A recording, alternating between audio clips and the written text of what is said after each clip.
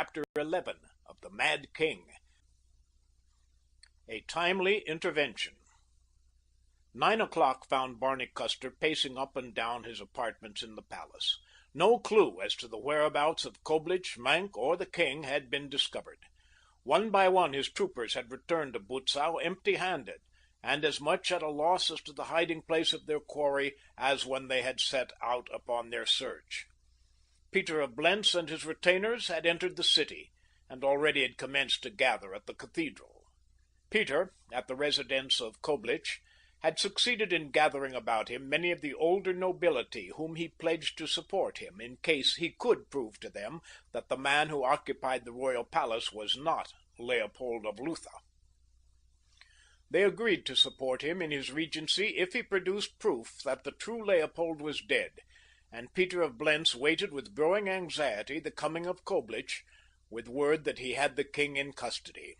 Peter was staking all on a single daring move which he had decided to make in his game of intrigue. As Barney paced within the palace, waiting for word that Leopold had been found, Peter of Blentz was filled with equal apprehension as he too waited for the same tidings. At last he heard the pound of hoofs upon the pavement without, and a moment later Koblich, his clothing streaked with dirt, blood caked upon his face from a wound across the forehead, rushed into the presence of the Prince Regent. Peter drew him hurriedly into a small study on the first floor. "Well?" he whispered as the two faced each other. "We have him," replied Koblich, "but we had the devil's own time getting him. Stein was killed and Maenck and I both wounded, and all morning we have spent the time hiding from troopers who seem to be searching for us. Only 15 minutes since did we reach the hiding place that you instructed us to use. But we have him, your highness, and he is in such a state of cowardly terror that he is ready to agree to anything if you will but spare his life and set him free across the border." "It is too late for that now, Koblich," replied Peter. "There is but one way that Leopold of Lutha can serve me now, and that is dead. Were his corpse to be carried into the cathedral of Lustadt before noon today, and were those who fetched it to swear that the king was killed by the impostor after being dragged from the hospital at Tafelberg where you and Maenck had located him, and from which you were attempting to rescue him, I believe that the people would tear our enemies to pieces. What say you, Koblich?" The other stared at Peter of Blentz for several seconds while the atrocity of his chief's plan filtered through his brain. "My God!" he exclaimed at last. "You mean that you wish me to murder Leopold with my own hands?" "You put it too crudely, my dear Koblich," replied the other. "I cannot do it," muttered Koblich. "I have never killed a man in my life. I am getting old. No, I could never do it. I should not sleep nights." "If it is not done, Koblich, and Leopold comes into his own," said Peter slowly, "you will be caught and hanged higher than Haman. And if you do not do it, the impostor is crowned today, then you will be either hanged officially or knifed unofficially, and without any choice in the matter whatsoever. Nothing, Koblich, but the dead body of the true Leopold can save your neck. You have your choice, therefore, of letting him live to prove your treason, or letting him die, and becoming Chancellor of Lutha." Slowly, Koblich turned toward the door. "You are right," he said. "But may God have mercy on my soul. I never thought that I should have to do it with my own hands." So saying, he left the room, and a moment later Peter of Blentz smiled as he heard the pounding of a horse's hoofs upon the pavement without. Then the regent entered the room he had recently quitted and spoke to the nobles of Lutha who were gathered there. "Koblich has found the body of the murdered king," he said. "I have directed him to bring it to the cathedral. He came upon the impostor and his confederate, Lieutenant Butzow, as they were bearing the corpse from the hospital at Tafelberg, where the king has lain unknown since the rumor was spread by Von der Tann that he had been killed by bandits. He was not killed until last evening, my lords, and you shall see today the fresh wounds upon him.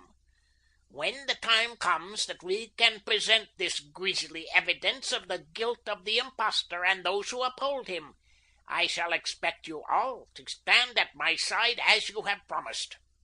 With one accord the noblemen pledged anew their allegiance to Peter of Blentz if he could produce 1/4 of the evidence he claimed to possess. "All that we wish to know positively," said one, "is that the man who bears the title of king today is really Leopold of Lutha, or that he is not. If not, then he stands convicted of treason, and we shall know how to conduct ourselves." Together the party rode to the cathedral, the majority of the older nobility now openly espousing the cause of the regent. At the palace Barney was about distracted. Butzow was urging him to take the crown whether he was Leopold or not, for the young lieutenant saw no hope for Lutha if either the scoundrelly regent or the cowardly man whom Barney had assured him was the true king should come into power. It was 11 o'clock. In another hour Barney knew that he must have found some new solution of his dilemma, for there seemed little probability that the king would be located in the brief interval that remained before the coronation. He wondered what they did to people who stole thrones. For a time he figured his chances of reaching the border ahead of the enraged populace. All had depended upon the finding of the king, and he had been so sure that it could be accomplished in time, for Koblich and Menk had had but a few hours in which to conceal the monarch before the search was well under way. Armed with the king's warrants, his troopers had ridden through the country, searching houses and questioning all whom they met. Patrols had guarded every road that the fugitives might take either to Lustadt, Blentz, or the border, but no king had been found, and no trace of his abductors. Prince von der Tann, Barney was convinced, was on the point of deserting him, and going over to the other side. It was true that the old man had carried out his instructions relative to the placing of the machine guns, but they might be used as well against him, where they stood, as for him. From his window he could see the broad avenue which passes before the royal palace of Lutha. It was crowded with throngs moving toward the cathedral. Presently there came a knock upon the closed door of his chamber. At his enter, a functionary announced, "His Royal Highness Ludwig, Prince von der Tann." The old man was much perturbed at the rumors he had heard relative to the assassination of the true Leopold. Soldier-like, he blurted out his suspicions and his ultimatum. "None but the royal blood of Rubinroth may reign in Lutha while there be a Rubinroth left to reign, and old von der Tann lives," he cried in conclusion. At the name Rubinroth, Barney started. It was his mother's name. Suddenly the truth flashed upon him. He understood now the reticence of both his father and mother relative to her early life. "Prince Ludwig," said the young man earnestly, "I have only the good of Lutha in my heart. For 3 weeks I have labored and risked death of 100 times to place the legitimate heir to the crown of Lutha upon his throne. He hesitated, not knowing just how to commence the confession he was determined to make, though he was positive that it would place Peter of Blentz upon the throne, since the old prince had promised to support the regent could it be proved that Barney was an impostor. He started again, and then there came an interruption at the door. "A messenger, your majesty," announced the doorman, "who says that he must have audience at once upon a matter of life and death to the king." "We will see him in the antechamber," replied Barney, moving toward the door. "Await us here, Prince Ludwig." A moment later he re-entered the apartment. There was an expression of renewed hope upon his face. "As we were about to remark, my dear prince," he said, "I swear that the royal blood of the Rubinroths flows in my veins, and as God is my judge, none other than the true Leopold of Lutha shall be crowned today. And now we must prepare for the coronation. If there be trouble in the cathedral, Prince Ludwig, we look to your sword in protection of the king." "When I am with you, sire," said Von der Tann. I know that you are king. When I saw how you led the troops in battle, I prayed that there could be no mistake. God give that I am right. But God help you if you are playing with old Ludwig von der Tann. When the old man had left the apartment, Barney summoned an aide and sent for Butzow. Then he hurried to the bath that adjoined the apartment, and when the lieutenant of horse was announced, Barney called through a soapy lather for his confederate to enter. "What are you doing, sire?" cried Butzow in amazement. "Cut out the sire, old man," shouted Barney Custer of Beatrice.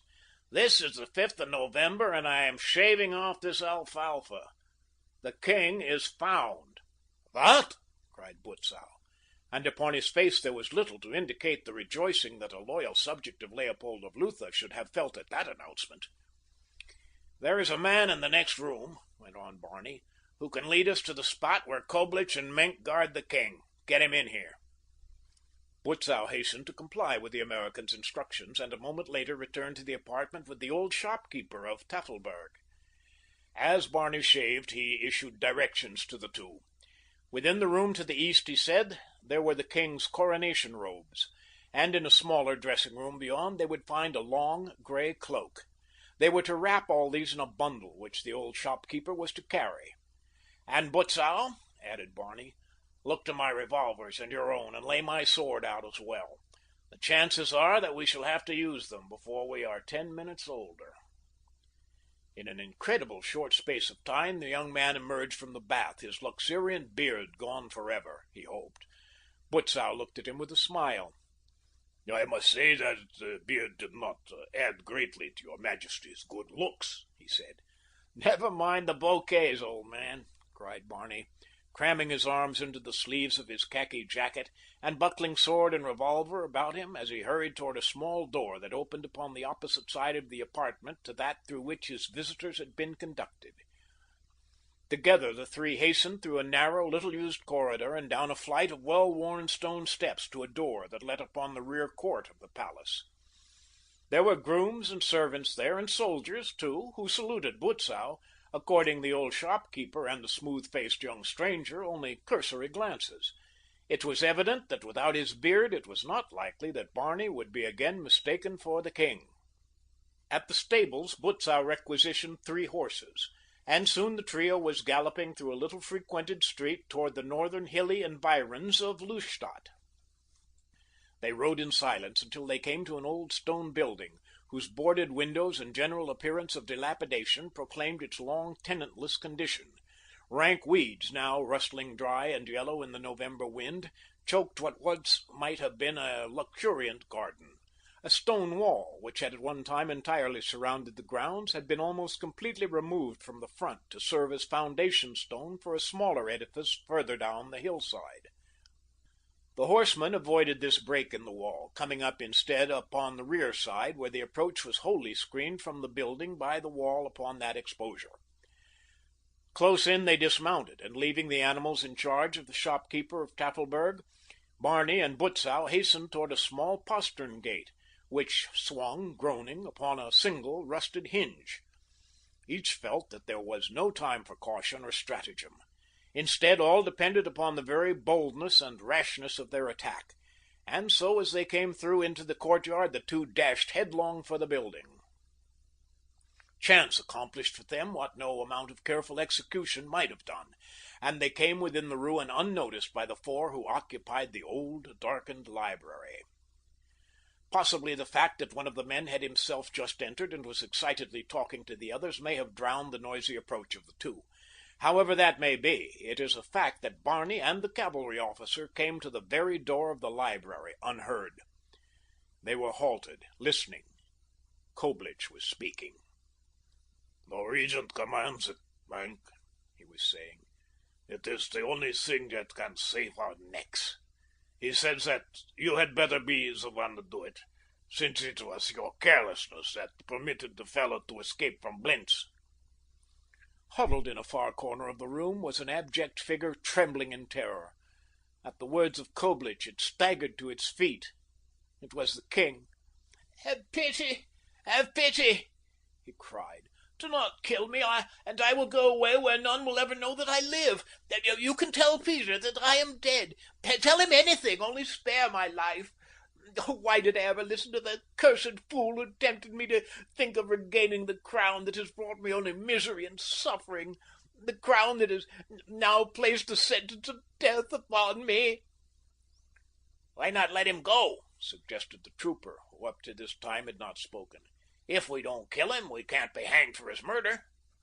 Don't be too sure of that, exclaimed Maenck. If he goes away and never returns, what proof can we offer that we did not kill him, should we be charged with the crime? And if we let him go, and later he returns and gains his throne, he will see that we are hanged anyway for treason. The safest thing to do is to put him where he at least cannot come back to threaten us. And having done so, upon the orders of Peter, let the king's blood be upon Peter's head. I at least shall obey my master, and let you two bear witness that I did this thing with my own hand. So saying, he drew his sword and crossed toward the king. But Captain Ernst Maenck never reached his sovereign. As the terrified shriek of the sorry monarch rang through the interior of the desolate ruin, another sound mingled with it, half drowning the piercing wail of terror. It was the sharp crack of a revolver, and even as it spoke, Maenck lunged awkwardly forward, stumbled, and collapsed at Leopold's feet.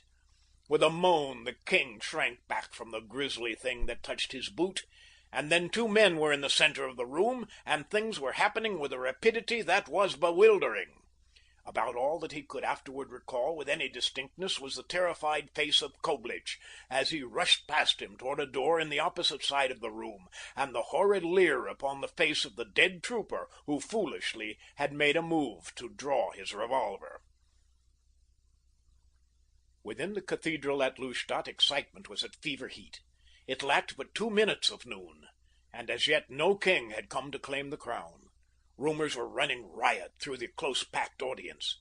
One man had heard the king's chamberlain report to Prince von der Tann that the master of ceremonies had found the king's apartment vacant when he had gone to urge the monarch to hasten his preparations for the coronation. Another had seen Butzow and 2 strangers galloping north through the city. A third told of a little old man who had come to the king with an urgent message. Peter of Blentz and Prince Ludwig were talking in whispers at the foot of the chancel steps. Peter ascended the steps and, facing the assemblage, raised a silencing hand. He who has claimed to be Leopold of Lutha, he said, was but a mad adventurer. He would have seized the throne of the Reubenroths had his nerve not failed him at the last moment. He has fled. The true king is dead. Now I, Prince Regent of Lutha, declare the throne vacant and announce myself king. There were a few scattered cheers and some hissing. A score of the nobles rose as though to protest, but before any could take a step, the attention of all was directed toward the sorry figure of a white-faced man who scurried up the broad center aisle. It was Koblich. He ran to Peter's side, and though he attempted to speak in a whisper, so out of breath and so filled with hysterical terror was he that his words came out in gasps that were audible to many of those who stood nearby. Maenck is dead, he cried. The impostor has stolen the king. Peter of Blentz went white as his lieutenant. Von der Tann heard and demanded an explanation. You said that Leopold was dead, he said accusingly. Peter regained his self-control quickly. Koblich is excited, he explained. He means that the impostor has stolen the body of the king that Koblich and Maenck had discovered and were bringing to Lustadt. Von der Tann looked troubled. He knew not what to make of the series of wild tales that had come to his ears within the past hour. He had hoped that the young man whom he had last seen in the king's apartments was the true Leopold. He would have been glad to have served such a one, but there had been many inexplicable occurrences which tended to cast a doubt upon the man's claims. And yet had he ever claimed to be the king? It suddenly occurred to the old prince that he had not. On the contrary, he had repeatedly stated to Ludwig's daughter and to Lieutenant Butzow that he was not Leopold. It seemed that they had all been so anxious to believe him king that they had forced the false position upon him, and now, if he had indeed committed the atrocity that Koblich charged against him, who could wonder? With less provocation, men had before attempted to seize thrones by more dastardly means. Peter of Blentz was speaking. "Let the coronation proceed," he cried, "that Luther may have a true king to frustrate the plans of the impostor and the traitors who had supported him." He cast a meaning glance at Prince von der Tann. There were many cries for Peter of Blentz. "Let's have done with treason, and place upon the throne of Luther one whom we know to be both a Luthanian and sane. Down with the mad king! Down with the impostor!" Peter turned to ascend the chancel steps. Von der Tann still hesitated. Below him, upon one side of the aisle, were massed his own retainers. Opposite them were the men of the Regent, and dividing the two, the parallel ranks of horse guards stretched from the chancel down the broad aisle to the great doors. These were strongly for the impostor, if impostor he was, who had led them to victory over the men of the Blentz faction. Von der Tann knew that they would fight to the last ditch for their hero should he come to claim the crown. Yet how would they fight? To which side would they cleave, were he to attempt to frustrate the design of the Regent to seize the throne of Luther? Already Peter of Blentz had approached the bishop, who, eager to propitiate whoever seemed most likely to become king, gave the signal for the procession that was to mark the solemn bearing of the crown of Luther up the aisle to the chancel. Outside the cathedral there was a sudden blare of trumpets. The great doors swung violently open, and the entire throng were upon their feet in an instant as a trooper of the royal horse shouted, "The king! The king! Make way for Leopold of Luther!" End of chapter 11.